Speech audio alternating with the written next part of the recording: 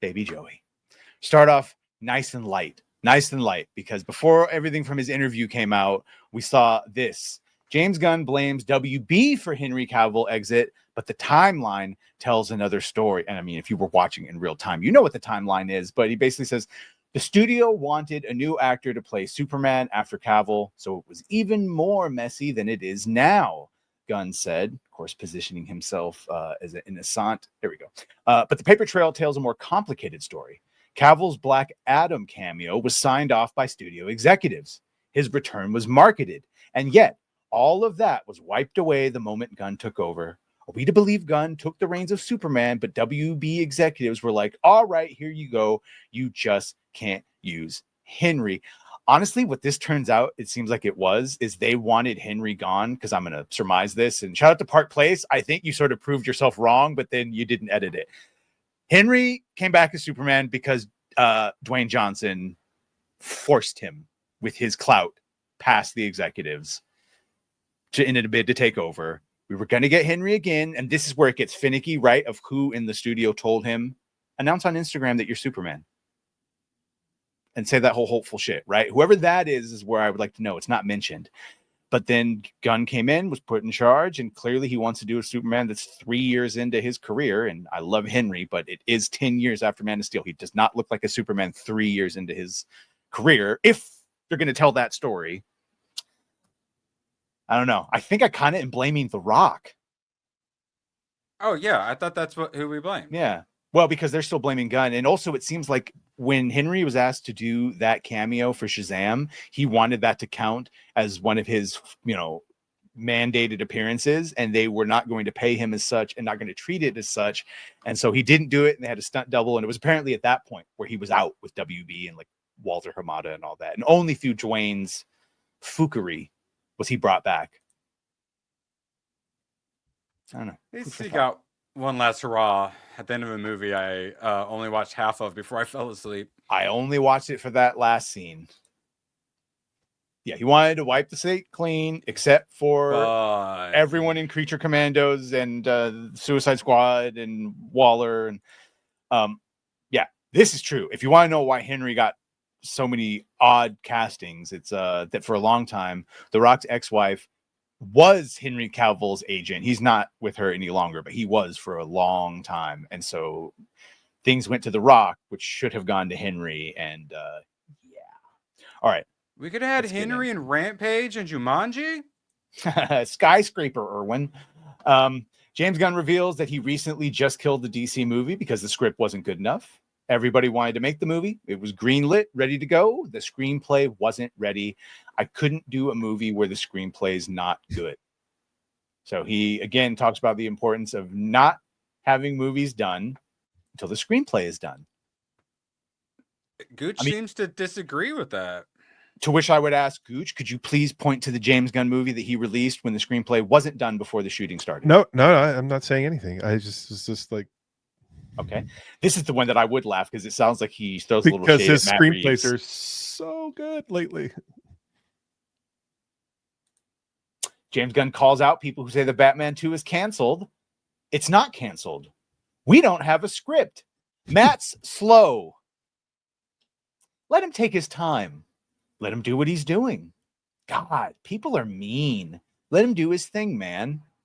So even though the slow heat death of the universe is rapidly approaching, Robert Pattinson's going to be over 40, playing a Batman in his 20s. And people like the Batman, but the farther and farther away you get from it, the less recent. Yeah, something smells really fishy about that. Matt's time slow. Does matter at a certain point. The fans are now. This is true. Some of them are mean, but most of them are just passionate. A lot of people think I'm angry all the time. It's just very passionate. But you go right back to laughing. I swear, it's just so passionate. Gooch isn't mad at Gunn. He's just passionate about it. James Gunn says Batman is his biggest issue in developing all of DC right now. I'm not writing Batman, but I am working with the writer of Batman and trying to get it right. Our two priorities are finishing our Wonder Woman and our Batman scripts. Now and he also says Wonder Woman is easier than Batman because Wonder Woman doesn't have as many movies, right? So you've seen less. Okay. This is a little bit more of what he was talking about with his Batman. My biggest issue, blah, blah, blah. Brown is a creative play as is Wonder Woman. So outside of the stuff that I'm doing and the projects that are actively going, our two priorities are finishing Wonder Woman and Batman. Batman has to have a reason for existing, right? So Batman just can't be, oh, we're making a Batman movie because Batman's the biggest character in all of Warner Brothers, which he is. But because there's a need for him in the DCU and a need that he's not exactly the same as Matt's Batman. And the real part in here is where he says, but yet he's not a campy Batman.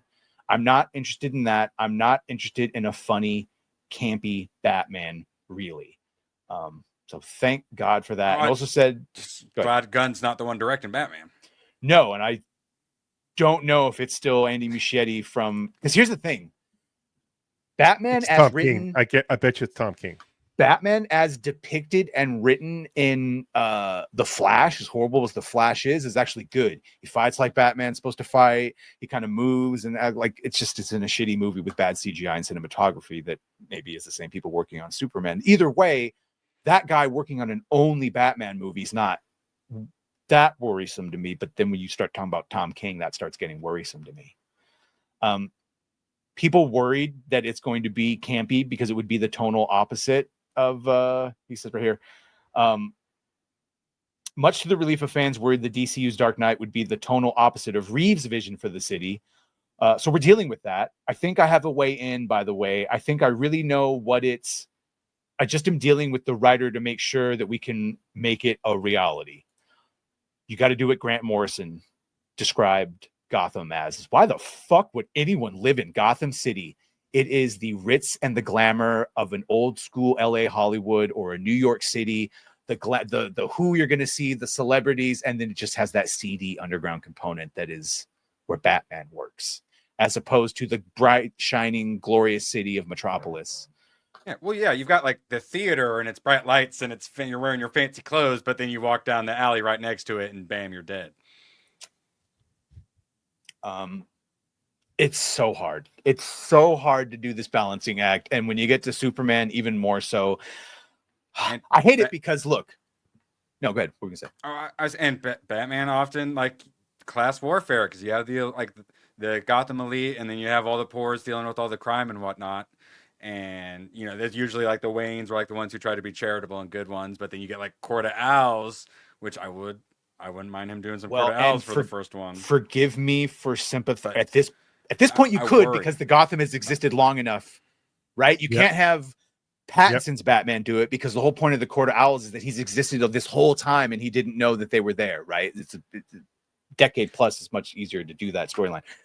I unfortunately sympathize with Gunn in one thing, and it seems like he is cursed by what I'm cursed with. Is if you're watching this and you're writing it, you need to explain it and make it make sense in your head, i.e., why does he wear fucking underwear on the outside of his pants? And so we got stuck in that, like, whatever the explanation, whether you agree with it or not.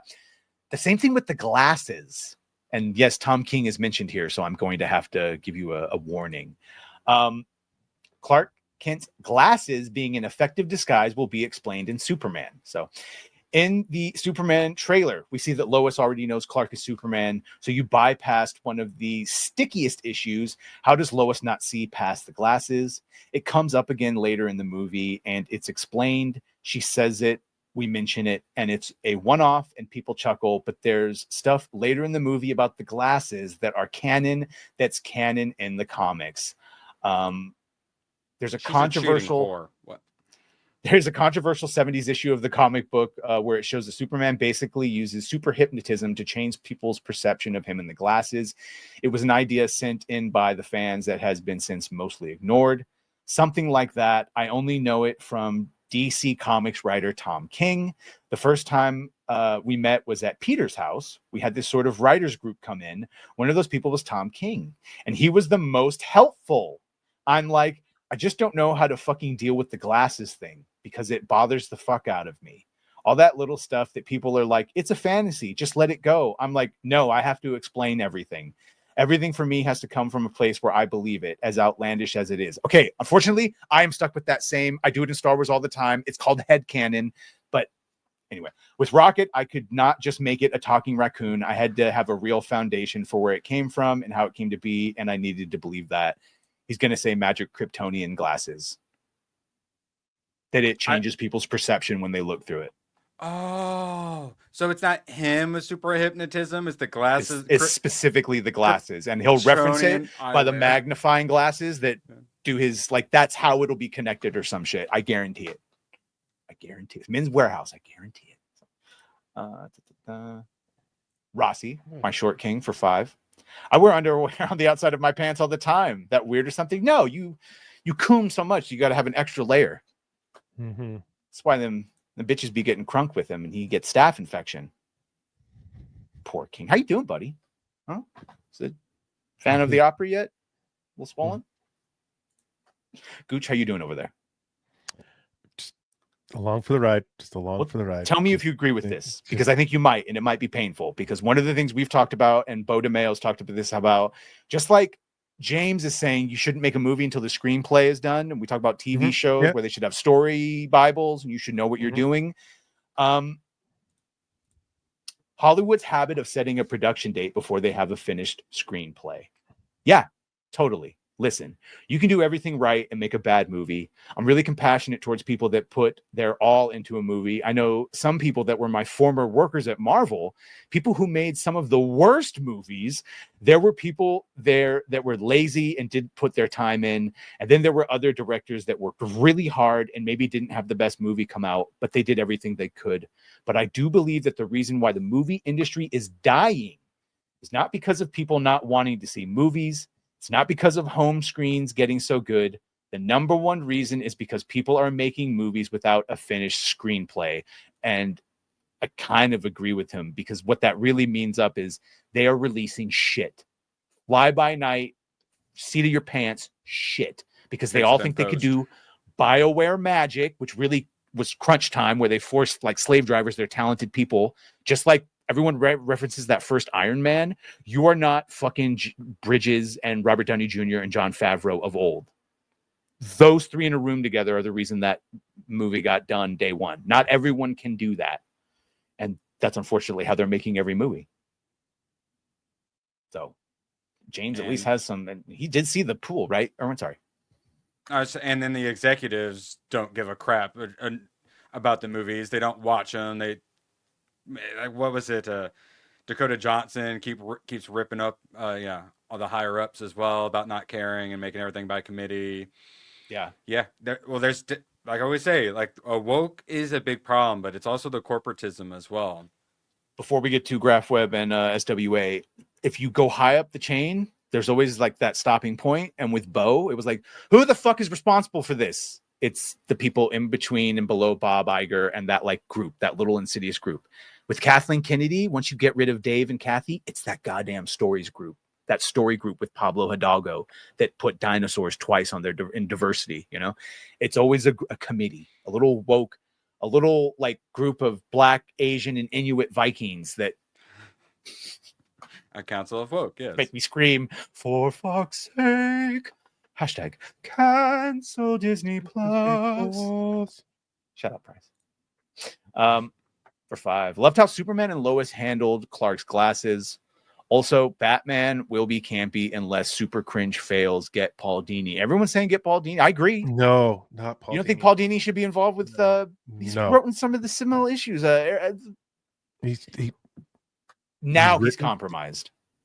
Yeah, I not right now. No, he did great with the animated series. He did some great work there. Now I think he's too far gone. I think there's a couple of stories that he talked about himself in the stories, and they were pretty good. They're not bad, but like I think now he's just really implementing his thoughts on everything that's going on, and he's going to put it into the script. And he's not the right person. If you're going to get someone the right Batman, you get someone like Chuck Dixon, you get someone like Scott Snyder, but even then I would be like a little iffy with that, because he can write a great first two acts, but it's the third act that he falls apart in. Jeff Loeb, like, man, get him. Not liking Gunn is fine, but what I don't understand, guys, is you comment like he's talentless and accomplished nothing. In a way, that's why I am all worked up in chat. Yeah, I again point out that he made Guardians that I like, 1 and 2. I haven't seen 3. I'm not saying he's done nothing. I mean, Guardians 2 Defender, and I never saw his weird, dark superhero movie. So I did see Brightburn, liked his little dark universe. I've seen Guardians 1, 2, and 3. Peacemaker was so woke I couldn't make it through an episode, and yeah, you guys all hated Creature Commandos. Badger had to force himself to finish it. I did. Oh, I couldn't watch it. I tried. And Brightburn's okay.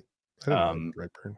This is the face Gooch makes every time we talk about Lex, or James rather. I do actually like this. James Gunn on Lex Luthor. Lex looks at Superman like artists look at AI. He is the world's greatest man in so many ways. He's done these unparalleled things. And then you got a guy who comes in who's done nothing to deserve the ability to fly and to smash down buildings. And he's also extraordinarily handsome too. And all of a sudden, that's all the world is talking about. And that sort of obsession with being replaced and with your gifts not being seen or passed over, I think that's what drives Lex. I'm fine with that. Like I said, he would be the focal point. He would be the greatest man on earth, Yeah, and, if it wasn't. It makes sense for him to be a little like megalomaniacal and narcissistic and egotistical. Absolutely. I'm sure James put a lot of that into into Lex well, Luthor. A control freak. That and the other one I heard, God damn it, it really makes me think it's going to be good, again, in spite of his narcissism, because every time they talk about the actual characters, rip it in half. Every time they talk about the actual characters, it makes me think they understand it, i.e. Corin Sweat talking about the 3 distinct personalities of Superman. The other description of Lex is that he thinks that Superman handicaps the human race, that you're putting a limiter on what we could do by making us follow you and whatever you're trying to teach us, as opposed to letting us reach those heights on our own, i.e. led by Lex, not Superman. But it's like the Matrix.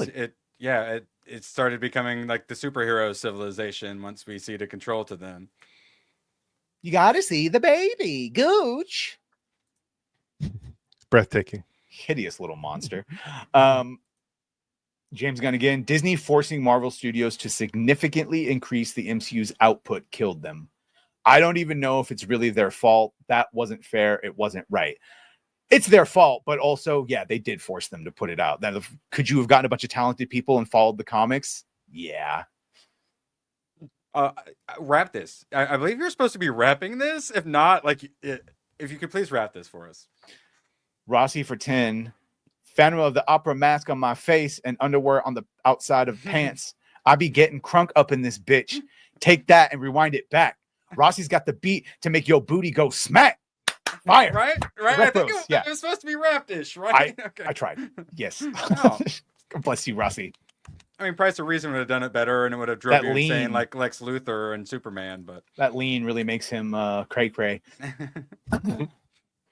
Here's where we get to, Gooch. You are going to want to get your screams out right now. He tries to clarify that the fate of the WB does not depend on the Superman movie. That even though we've heard him say it depends on Superman, it now does not depend on it. So let's... Okay. Holy shit. There are people who've been saying the whole future of the studio might be riding on this movie.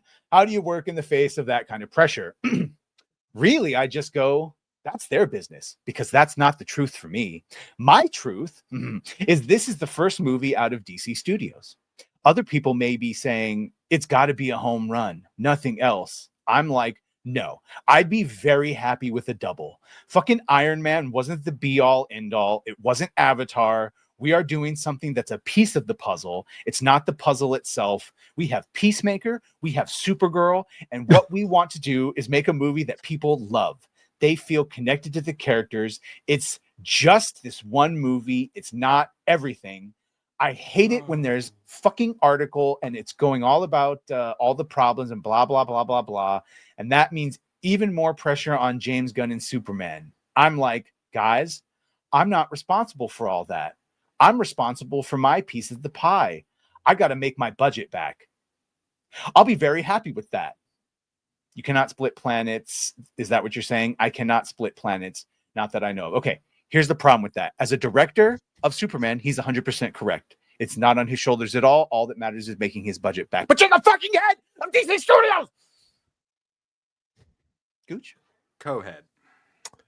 He's delusional.